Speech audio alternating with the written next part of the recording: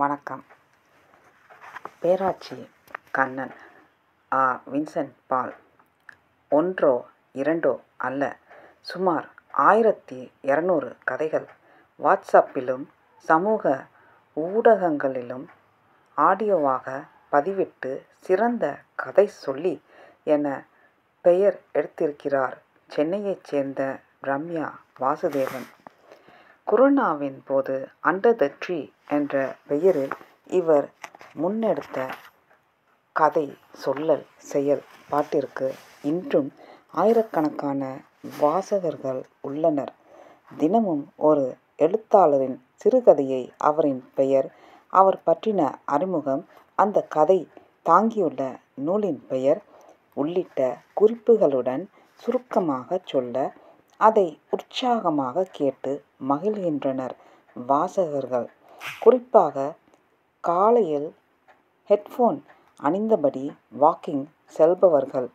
புத்தக வாசிப்பு ஒருவருக்குள் பல்வேறு மாற்றங்களை ஏற்படுத்தும்னு சொல்வாங்க. எனக்குள் எவ்வளவோ மாற்றங்களை நிகழ்த்தியிருக்கு. பரந்துபட்ட அறிவாற்றலையும் அனுபவங்களையும் கொடுத்திருக்கு. அதை மற்றவர்களுக்கும் கொடுக்க போகணும்னு தோணுச்சு.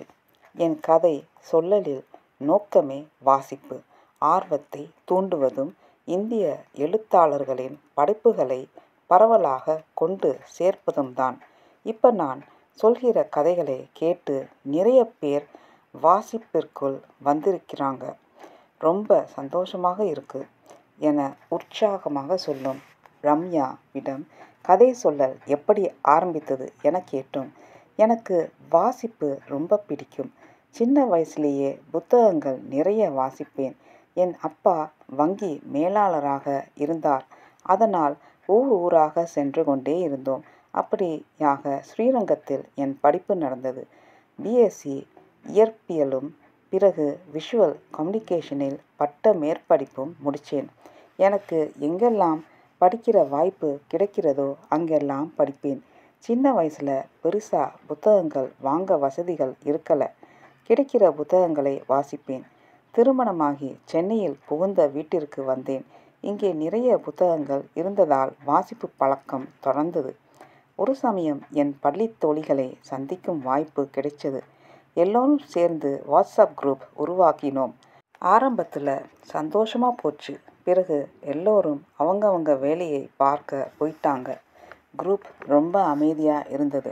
அப்போ நான் தான், ஏதாவது பேசுங்க, நீங்கள் படித்த புத்தகம் பற்றியோ அல்லது பார்த்த படம் பற்றியாவது சொல்லுங்கன்னு சொன்னேன். எங்களுக்கு எதுவும் தெரியாது, நீயே சொல்லுன்னு சொன்னாங்க. நான் ஒரு கதை சொல்கிறேன்னு சொல்லிட்டு நான் வாசித்த புத்தகத்திலிருந்து ஒரு கதையை சொன்னேன். இது 2019 ஆரம்பத்தில் நடந்தது. இது நல்லா இருக்கு, இனி நீயே சொல்லுன்னு எல்லோரும் கோரஸாக சொன்னாங்க.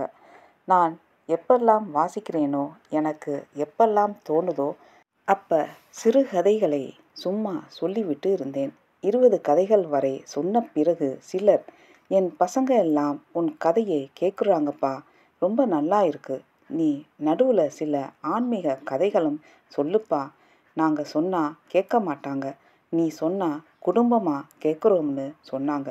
சரின்னு குட்டி குட்டியாக ஆன்மீக கதைகள் சொன்னேன். இதில் 45 கதைகள் சொல்லியிருந்த நேரம்தான் கொரோனா லாக்டவுன் வந்தது. அப்போ எனக்கும் பயத்தில் ஒரு மாற்று வழி தேவைப்பட்டது. என் தோழிகளுக்கும் ஒரு மாற்று தேவையாக இருந்தது. அப்போ ரொம்ப சின்சியராக தினமும் கதைகள் சொல்ல ஆரம்பித்தேன். முன்னாடி வெறும் ஆடியோ மட்டும் போடுவேன். கொரோனா காலத்தில் ஒரு போஸ்டர் மாதிரி உருவாக்கி புத்தகத்தின் அட்டைப்படத்தை போட்டு எழுத்தாளர் பெயரை சொல்லி அவர் பற்றின ஓர் அறிமுகமும் சொல்லிவிட்டு அந்த கதையை படித்தப்ப நான் என்னவெல்லாம் உணர்ந்தேன் என்கிற விஷயத்தையும் பகிர்ந்துட்டு கதையை சொல்லுவேன். புத்தகத்தை அப்படியே வாசிக்க மாட்டேன். படிச்சிட்டு அந்த கதையை எளிமையாக சொல்வேன். இப்படி 2020 மார்ச்சில் சீரியஸாக ஆரம்பித்தது, இப்போ வரை தொடருது என சிரித்தவர் நிதானமாக தொடர்ந்தார். கொரோனா ஆரம்பித்த நேரம் இதை அண்டர் தி ட்ரீன்னு ஒரு பெயரில் பண்ண ஆரம்பித்தேன். இதுக்கு பெயர் வச்சதும் என் தோழிகள்தான். முன்னாடியெல்லாம் நான் நேரத்துக்கு கதையை போட மாட்டேன். ஒரு நாள் காலையில் ரிக்கார்டு பண்ணி போடுவேன். ஒரு நாள் மாலையில் ரிக்கார்டு பண்ணி அனுப்புவேன். அப்போ என் பள்ளித் தோழி கிருத்திகா, உன் கதையை நிறைய பேர் கேட்குறாங்க. நான் எல்லோருக்கும் அனுப்பிவிட்டு இருக்கேன். ஆனால் நீ எப்போ கதை போடுறேன்னு தெரிய மாட்டேங்குது. நானும் சில சமயம் வாட்ஸ்அப் பார்க்க மறந்துடுறேன். அந்நேரம் என் தோழிகள், உன் ஃப்ரெண்ட் இன்னைக்கு கதை சொல்லலையான்னு கேட்குறாங்கன்னு சொன்னான். அப்போத்தான் என் தோழிகள் எல்லாம் அவங்கவங்க தோழிகள் குடும்பங்களுக்கு குரூப்பில் அனுப்பிச்சிட்டு இருந்த விஷயம் எனக்கு தெரிஞ்சது. பிறகு அவளே மொத்தமாக ஒரு குரூப் உருவாக்கலாம்னு சொன்னாள். ஆனால் எனக்கு பயமாக இருந்தது. ஃப்ரெண்ட்ஸிற்குள் பிரச்சனை இல்லை, வெளியில் யாராவது பப்ளிக் திட்டிட்டால் என்ன செய்வதுன்னு கேட்டேன். அதெல்லாம் வராதுன்னு சொல்லிட்டு அவளும் மற்ற தோழிகளும் சேர்ந்து அண்டர் தி ட்ரீன்னு பெயரும் ஒரு லோகோவும் வச்சாங்க. இந்த குரூப் ஆரம்பித்த 1 மணி நேரத்தில் 250 பேர் வந்துட்டாங்க. அப்பெல்லாம் 257 பேர் தான் வாட்ஸ்அப் குரூப்பில் இருக்கலாம். இப்போ 300 பேர்னு மாற்றியிருக்காங்க. எனக்கு தெரிஞ்சவங்க குரூப் ஃபுல்லாகிடுச்சு மேடம்னு சொன்னாங்க. நான் அடுத்த குரூப் ஆரம்பித்தேன். அதுவும் ஃபுல். வாட்ஸ்அப் குரூப் ஆரம்பித்து 2 நாட்களில் 500 பேர் இணைஞ்சாங்க. என் கதையை கேட்க இவ்வளவு பேர் இருக்காங்களான்னு எனக்கே ஆச்சரியமாக இருந்துச்சு. அப்புறமா இன்னும் சின்சியர் ஆனேன். முன்னாடியெல்லாம் ரெக்கார்டு பண்ணும்போது குக்கர் சத்தம் எல்லாம் கேட்கும். இப்போ இரவு நேரம் அமைதியாக ஒரு அறையில் வச்சு ரெக்கார்டு செய்து அனுப்புகிறேன். சில பேர் உதவிகளும் செய்திருக்காங்க. குறிப்பாக லா.ச. ராவின் மகன் சப்தரிஷி சார் 400 ஆடியோக்கள் வரை கரெக்ட் பண்ணி கொடுத்திருக்கார். ஏன்னா இது காலத்துக்கும் நம் பெயரை சொல்லும் ஆடியோ. இதை வாசகர்களும் கேட்கலாம், எழுத்தாளர்களும் கேட்கலாம். அதனால் கவனமாக இருக்கேன்.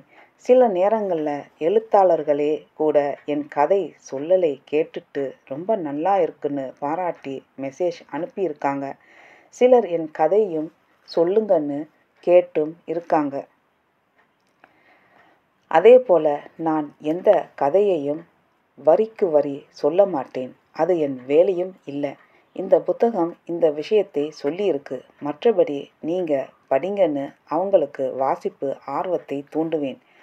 ஆங்கிலத்தில் உள்ள சில புத்தகங்களை மட்டும் குழந்தைகளுக்காக வரிக்கு வரி சொல்லியிருக்கேன் என்கிறவர் தற்போது அட்டவணை போட்டு இயங்கி வருகிறார்.